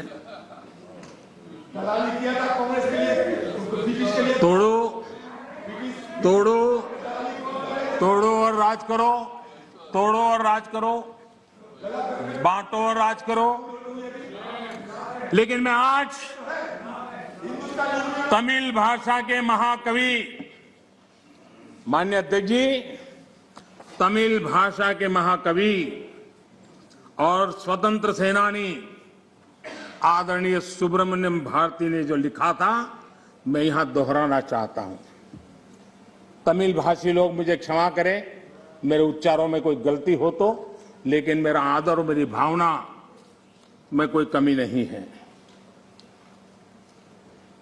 सुब्रमण्यम भारती जी ने कहा था, मन्नुम इमय मलय एंगल मलय पन्नरुम उपनिट नुलेंगल नुले पार मिसे एधोरु नुल इधु पोले पोन निलोर भारत नांडेघल नाडे पोट रुवोम इक्ते इमक किलेडे। इसका भावार्थ जो उपलब्ध है वो इस तरह का है। सुब्रमण्यम भारती जी कहते हैं, जो उन्होंने तमिल भाषा में कहा है उसको मैं अनुवाद, जो भाव मुझे उपलब्ध हुआ है मैं कह रहा हूं। सम्मानित जो सकल विश्व में महिमा जिनकी बहुत रही है, महिमा जिनकी बहुत रही है, अमर ग्रंथ से वे सभी हमारे, अमर ग्रंथ वे सभी हमारे, उपनिषदों का देश यही है। सुब्रमण्यम भारती कह रहे हैं, गाएंगे यस हम सब इसका, गाएंगे यस हम सब इसका, यह है स्वर्णिम देश हमारा, यह है स्वर्णिम देश हमारा। आगे कौन जगत में हमसे, आगे कौन जगत में हमसे, यह है भारत देश हमारा, यह है भारत देश हमारा। ये सुब्रमण्यम भारती जी की कविता का भाव है। ये वो संस्कृति है। और मैं आज तमिल के सब नागरिकों को सैल्यूट करना चाहूंगा।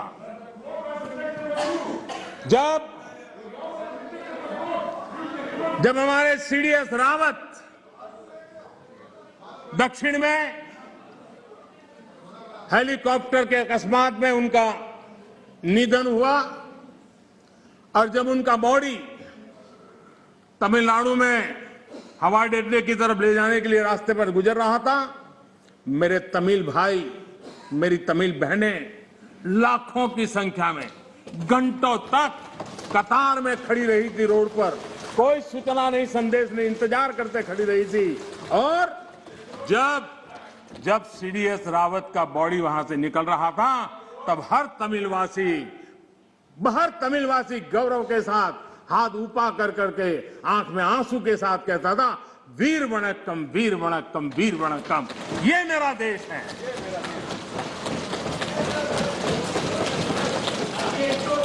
लेकिन कांग्रेस को हमेशा से इन बातों से नफरत रही है। विभाजनकारी मानसिकता उनके डीएनए में घुस गई है। अंग्रेज चले गए, लेकिन बांटो और राज करो, ये नीति कांग्रेस ने अपना चरित्र बना लिया है। और इसलिए ही आज कांग्रेस टुकड़े टुकड़े गैंग की लीडर बन गई है।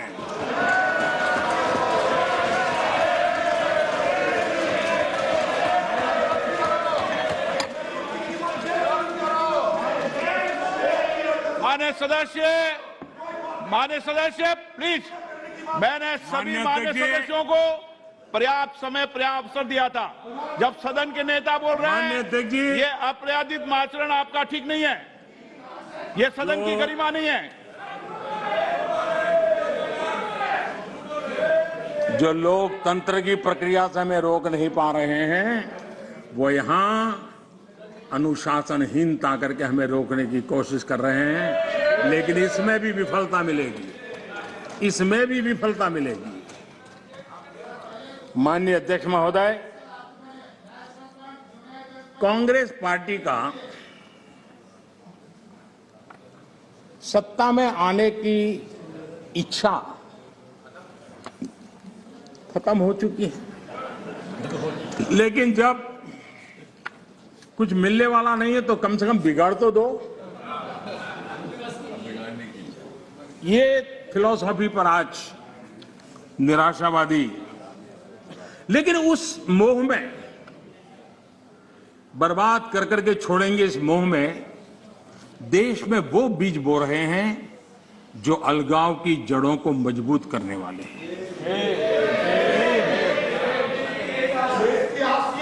सदन में ऐसी बातें हुई कि जिसमें देश के कुछ लोगों को उकसाने का भरपूर प्रयास किया गया। अगर पिछले 7 साल से कांग्रेस के हर कारनामे, हर गतिविधि उसको बारीकी से देखेंगे तो हर चीज को अगर धागे में बांध करके देखेंगे तो इनका गेम प्लान क्या है वो बिल्कुल समझ में आता है और वो ही मैं आज उनका खुला कर रहा हूं। माननीय अध्यक्ष जी, आपका गेम प्लान कोई भी हो,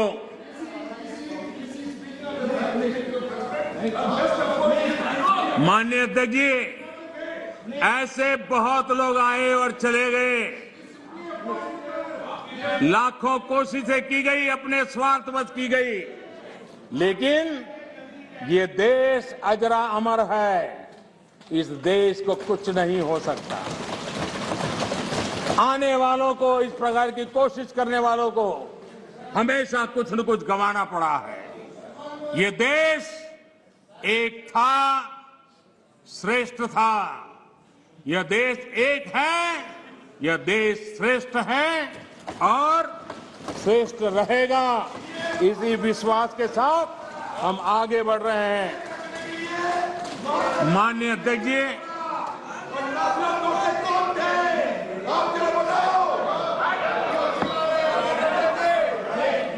माननीय अध्यक्ष जी, माननीय अध्यक्ष जी, यहां कर्तव्यों की बात करने पर भी ऐतराज जताया गया है। उससे भी कुछ लोगों को पीड़ा हुई है कि देश का प्रधानमंत्री कर्तव्य की बात क्यों करता है, कर्तव्य की चर्चा हो रही। किसी बात को समझ के अभाव से या बद इरादे से विकृति से घड़ देना,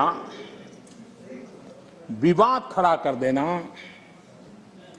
ताकि खुद लाइमलाइट में रहे। मैं हैरान हूं, अचानक कांग्रेस को अब कर्तव्य की बात चुभने लगी है।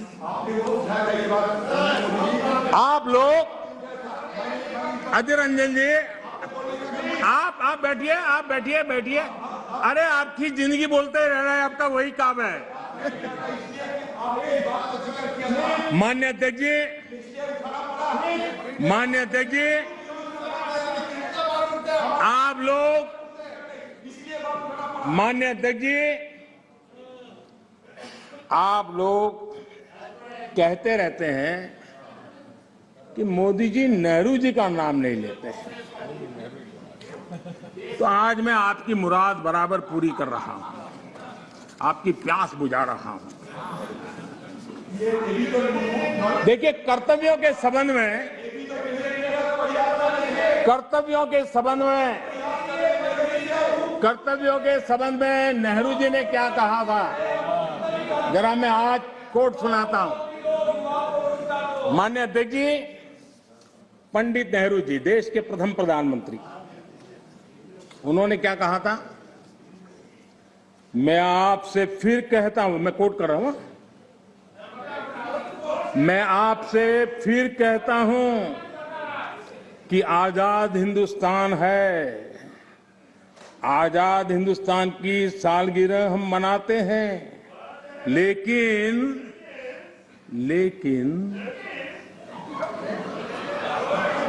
आ गया समझ? सीखो, सीखने में काम आएगा, तैयारी करो। लेकिन आजादी के साथ जिम्मेदारी होती है और कर्तव्य को ही दूसरे शब्दों में जिम्मेदारी कहते हैं। इसलिए कोई समझ ना हो तो मैं समझा दूं, कर्तव्य को दूसरे शब्दों में जिम्मेदारी कहते हैं। अब ये पंडित नेहरू का कोट है, मैं आपसे फिर कहता हूं कि आजाद हिंदुस्तान है, आजाद हिंदुस्तान की सालगिरह हम मनाते हैं, लेकिन आजादी के साथ जिम्मेदारी होती है। जिम्मेदारी, कर्तव्य खाली हुकूमत की नहीं, जिम्मेदारी हर एक आजाद शख्स की होती है और अगर आप उस जिम्मेदारी को महसूस नहीं करते, अगर आप समझते नहीं, तब पूरी तौर पर आप आजादी के माने नहीं समझे और आप आजादी को पूरी तौर से बचा नहीं सकते हैं। ये कर्तव्य के लिए देश के प्रथम प्रधानमंत्री पंडित नेहरू जी ने कहा था, लेकिन आप उसको भी भूल गए, आप उसको भी भूल गए। माननीय अध्यक्ष जी, मैं सदन का ज्यादा समय लेना नहीं चाहता हूं, अब वो भी थक गए हैं। माननीय अध्यक्ष जी, हमारे यहां माननीय अध्यक्ष जी, हमारे यहां कहा गया है क्षणशः, हमारे यहां कहा गया है क्षणशः कणश्चैव विद्याम अर्थच साधयेत्। क्षणे नष्टे कुतो विद्या कणे नष्टे कुतो धनम। अर्थात विद्या ज्ञान के लिए एक एक पल महत्वपूर्ण होता है। संपत्ति संसाधनों के लिए एक एक कण जरूरी होता है।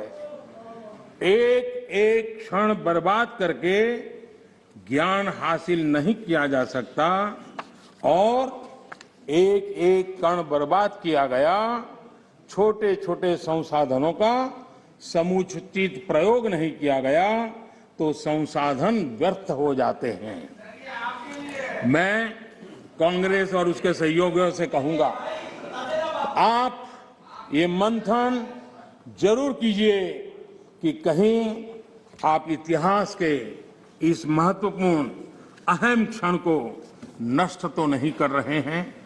मुझे सुनाने के लिए, मेरी आलोचना करने के लिए, मेरे दल को कोसने के लिए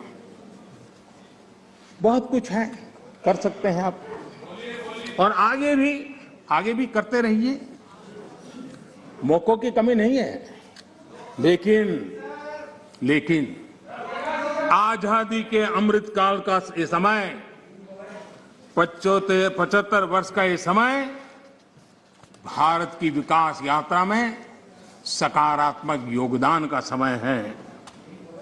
मैं विपक्ष के और यहां पर बैठे हुए भी सभी साथियों से और इस सदन के माध्यम से देशवासियों से भी आजादी के इस अमृत महोत्सव के पर्व पर आग्रह करता हूं, निवेदन करता हूं, अपेक्षा करता हूं कि आओ इस आजादी के अमृत महोत्सव को हम नए संकल्पों के साथ, आत्मनिर्भर भारत बनाने के संकल्प के साथ एकजुट होकर हम लग जाएं, कोशिश करें पिछले 75 साल में जहां जहां हम कम पड़े हैं उसको पूरा करें और आने वाले 2047 के शताब्दी वर्ष बनाने से पहले देश को कैसा बनाना है उसका संकल्प लेकर के आगे बढ़े।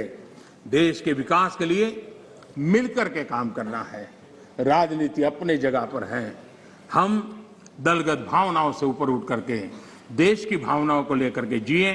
चुनाव के मैदान में जो कुछ करना है करते रहिए, लेकिन हम देश हित में आगे आए, इसी एक अपेक्षा को रखता हूं। आजादी के 100 वर्ष जब होंगे, ऐसे ही सदन में जो लोग बैठे होंगे वो जरूर चर्चा करेंगे कि ऐसी मजबूत नींव पर, ऐसी प्रगति के पर पहुंची हुई 100 साल की उस यात्रा के बाद देश ऐसे लोगों के हाथ में जाए ताकि उनको आगे ले जाने का मन कर दे। हम यही सोचें कि जो समय मिला है उसका हम सदुपयोग करें। हमारे स्वर्णिम भारत के निर्माण में हम कोई कोताही न बरतें, पूरे सामर्थ्य के साथ उसमें काम में लगे। माननीय अध्यक्ष जी, मैं फिर एक बार राष्ट्रपति जी के उद्बोधन को, धन्यवाद प्रस्ताव को अनुमोदन करता हूं और मैं इस सदन में चर्चा में भाग लेने वाले सभी माननीय सांसदों का भी फिर से एक बार धन्यवाद करते हुए आपने जो अवसर दिया, रोका टोका की कोशिश के बावजूद भी मैंने सभी विषयों को स्पर्श करने का प्रयास किया है। बहुत बहुत धन्यवाद। माननीय सदस्यगण, धन्यवाद प्रस्ताव पर 13 सदस्यों के प्रस्ताव आए हैं। श्री N.K. प्रेमचंदन जी, प्रोफेसर सोगत राय, विनायक भाव राउत, बेनी बैनर्जी, E.B. ईडन जी, एडवोकेट अदर प्रकाश जी, प्रताप राव जाधव जी, के सुरेश जी, V.K. श्रीकंदन, प्रद्युत बोरोदोलोई, श्रीमती रामे हरिदास, अधीर रंजन चौधरी, श्री मणिकम टेगोर ने संशोधन प्रस्तुत किए। अब मैं सभी संशोधनों को एक साथ सभा में मतदान के लिए रखता हूं। प्रश्न है कि माननीय सदस्यों द्वारा प्रस्तुत सभी संशोधनों को स्वीकृत किया जाए। जो सदस्य पक्ष में हाँ गए, जो सदस्य विरोध में ना गए, मेरे विचार में निर्णय ना वालों के पक्ष में, ना वालों के पक्ष में संशोधन स्वीकृत हुए। अब मैं राष्ट्रपति के अभिभाषण के धन्यवाद प्रस्ताव को सभा में मतदान के लिए रखता हूं। प्रश्न है कि राष्ट्रपति की सेवा निम्नलिखित शब्दों से एक समावेदन प्रस्तुत किया जाए कि सत्र में समवेत लोकसभा के सदस्य राष्ट्रपति के उस अभिभाषण के लिए जो उन्होंने 31 जनवरी 2022 को एक साथ समवेत संसद की दोनों सभाओं के समक्ष देने की कृपा की, उनके अत्यंत आभारी हैं। जो सदस्य इसके पक्ष में हाँ गए, जो सदस्य विरोध में ना गए, मेरे विचार में निर्णय हाँ वालों के पक्ष में, हाँ वालों के पक्ष में प्रस्ताव स्वीकृत हुआ।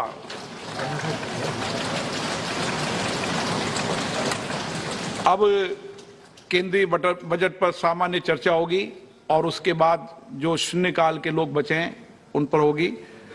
श्री